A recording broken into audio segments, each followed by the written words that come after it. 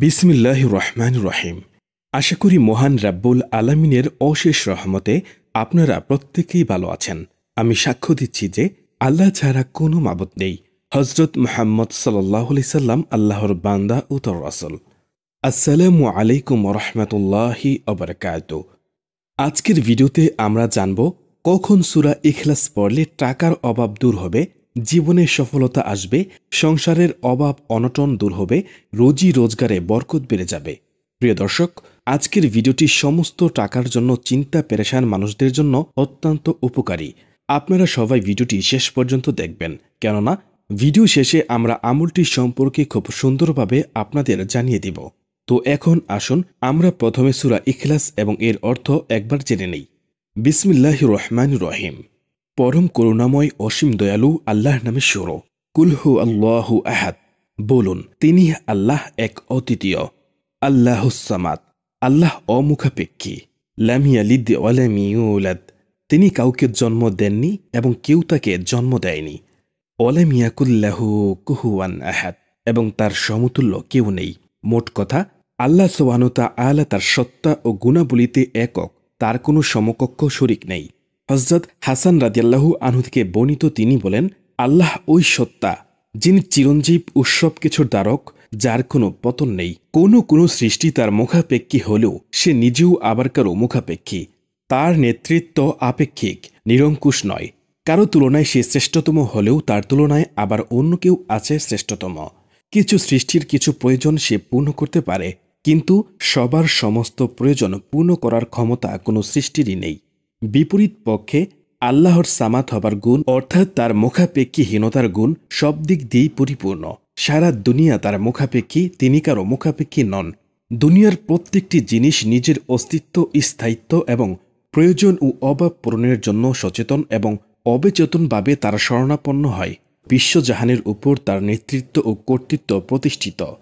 তিনি সর্বশ্রেষ্ঠ, তাই তিনি আস-সামাদ। কারণ এই ধরনের সত্তা একজনই হতে পারে, যিনি কারো কাছে নিজের অভাব পূরণের জন্য হাত পাতেন না, বরং সবাই নিজেদের অভাব পূরণের জন্য তার মুখাপেক্ষী হয়।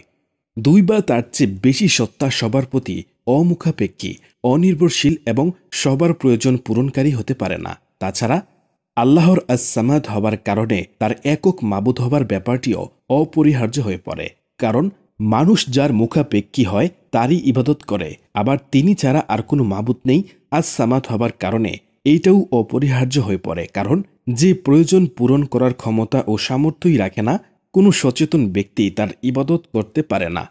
ইমাম বুখারী রহমতুল্লাহি আলাইহি হযরত আয়েশা রাদিয়াল্লাহু আনহা থেকে বর্ণনা করেন যে, আয়েশা রাদিয়াল্লাহু আনহা বলেন, নবী করিম সাল্লাল্লাহু আলাইহি সাল্লাম ক্ষুদ্র একটি সৈন্যদলকে কোনো এক অভিযানে প্রেরণ করেন। ফিরে আসার পর তারা সেনাপতির বিরুদ্ধে এই নালিশ দায়ের করল যে, তিনি প্রতি নামাজে কিরাতের শেষে সূরা ইখলাস পাঠ করতেন, অর্থাৎ 2 রাকাতের 1 রাকাতে তিনি সূরা ইখলাস পাঠ করতেনই। এই কথা শুনে রাসূলুল্লাহ সাল্লাল্লাহু আলাইহি সাল্লাম বললেন, তাকে জিজ্ঞাসা করো তিনি কেন এমন করতেন। তখন জিজ্ঞাসা করা হলো এবং তিনি বললেন, কারণ এই সূরায় আল্লাহর গুণ ও পরিচয় বর্ণনা করা হয়েছে বিদায় এটি পড়তে আমার কাছে খুব ভালো লাগে। তার এই কথা শুনে রাসূলুল্লাহ সাল্লাল্লাহু আলাইহি সাল্লাম বললেন, তাকে বলো যে আল্লাহ তাআলাও তাকে ভালোবাসেন। অন্য বর্ণনায় তিনি লোকটিকে বললেন, এর ভালোবাসা তোমাকে জান্নাতে দাখিল করবে। সুবহানাল্লাহ। হযরত আবু সাঈদ খুদরী রাদিয়াল্লাহু আনহু থেকে বর্ণিত, তিনি বলেন, এক ব্যক্তি অপর ব্যক্তিকে বারবার সূরা ইখলাস পাঠ করতে শুনে রাসূলুল্লাহ সাল্লাল্লাহু আলাইহি সাল্লামের কাছে তা বিবৃত করে। শুনে রাসূলুল্লাহ সাল্লাল্লাহু আলাইহি সাল্লাম বললেন, যার হাতে আমার জীবন, তার শপথ করে বলছি, এটি কোরআনের 1/3 সমান।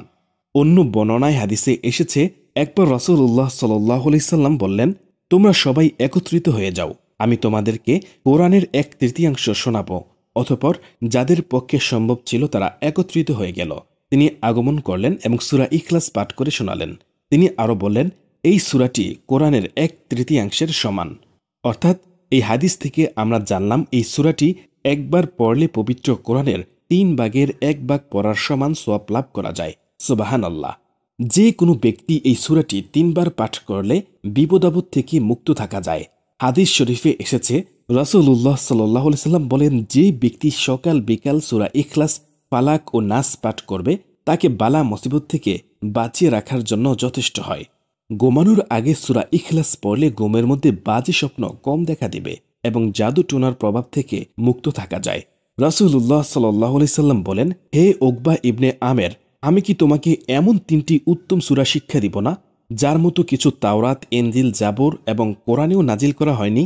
উকবা বললেন, আমি বললাম, অবশ্যই হ্যাঁ, আল্লাহ আমাকে আপনার জন্য উৎসর্গ করুন। তখন উকবা বললেন, তারপর রাসূল আমাকে সূরা ইখলাস, সূরা ফালাক এবং সূরা নাস এই সূরাগুলো পড়ালেন। তারপর বললেন, হে উকবা, রাত্রিতে তুমি ততক্ষণ নিদ্রা যেও না যতক্ষণ না সূরা ইখলাস, ফালাক ও নাস পাঠ করবে। উকবা রাদিয়াল্লাহু আনহু বলেন, সেদিন থেকে আমি কখনোই এই আমল ছাড়িনি। রাসূলুল্লাহ সাল্লাল্লাহু আলাইহি সাল্লাম বলেছেন, যে ব্যক্তি সূরা ইখলাস 10 বার পাঠ করবে তার জন্য জান্নাতে একটি ঘর বানানো হবে। অর্থাৎ আপনি যদি দৈনিক 10 বার সূরা ইখলাস পাঠ করেন তাহলে জান্নাতে আপনার জন্য একটি প্রাসাদ তৈরি করা হবে। অথবা হাদিস বিশারদদের অন্য মত হল, কোনো ব্যক্তি 10 বার সূরা ইখলাস পড়েছে এবং ওই দিন তার মৃত্যু হয়েছে, তাহলে তার জন্য জান্নাতে একটি প্রাসাদ তৈরি করা হবে। সুবহানাল্লাহ।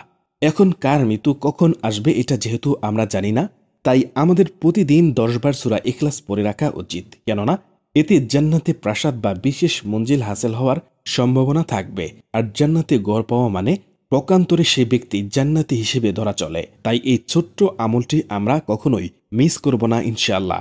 এছাড়া আরেকটি হাদিসে এসেছে, হযরত আয়েশা রাদিয়াল্লাহু আনহা বলেন, রাসূলুল্লাহ সাল্লাল্লাহু আলাইহি সাল্লাম যখন বিছানায় ঘুমানোর জন্য যেতেন তখন তিনি তার 2 হাতের তালু একত্রিত করতেন। তারপর সেখানে কুল হুয়াল্লাহু আহাদ, কুল আউযু বিরব্বিল ফালাক এবং কুল আউযু বিরব্বিন নাস এই 3 সূরা পড়ে ফু দিতেন। তারপর এই 2 হাতের তালু দিয়ে তার শরীরের যতটুকু সম্ভব মাসাহ করতেন। তার মাথা ও মুখ থেকে শুরু করে শরীরের সামনের অংশে তা করতেন। এমনটি রাসূলুল্লাহ সাল্লাল্লাহু আলাইহি সাল্লাম 3 বার করতেন। প্রিয় দর্শক, সূরা আল ইখলাস এর আয়াত সংখ্যা 4টি এবং এর রুকুর সংখ্যা 1টি, শব্দ সংখ্যা 15টি, অক্ষর 47টি।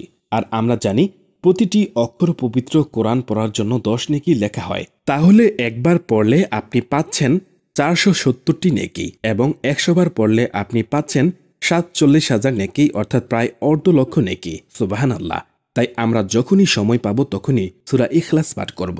তো এখন আমরা জেনে নিব কিভাবে এবং কখন সূরা ইখলাস পাঠ করলে জীবনের দারিদ্রতা দূর হবে। এটি একটি খুবই সুন্দর আমল, আপনারা সবাই এই আমলটি করতে পারেন। প্রথমে পাক পবিত্র শরীর নিয়ে অর্থাৎ উত্তম রূপে অজু করে নেবেন। তারপর 2 রাকাত নফল নামাজ পড়বেন। নামাজ পড়তে হবে খুব ধীর গতিতে। তারপর নামাজের সালাম ফিরিয়ে 3 বার ইস্তেগফার পড়বেন, 1 বার সূরা ফাতিহা এবং 3 বার সূরা ইখলাস পড়বেন এবং আল্লাহুস সামাদ বা ইয়া সামাদু 101 বার পড়বেন। তারপর 11 বার দরুদ শরীফ পড়বেন। অতঃপর মোনাজাত তুলে আল্লাহর কাছে নিজের সমস্যার কথা পেশ করবেন।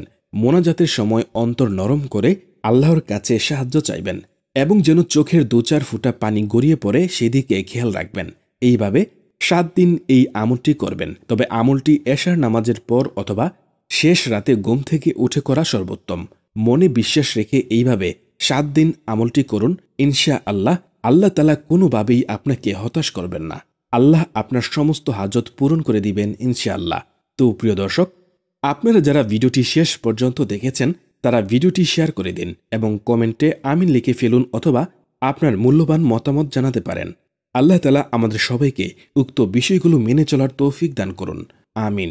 প্রত্যেকের সুস্থতা কামনায় আজকের ভিডিওটি এখানেই সমাপ্তি। আল্লাহ হাফেজ।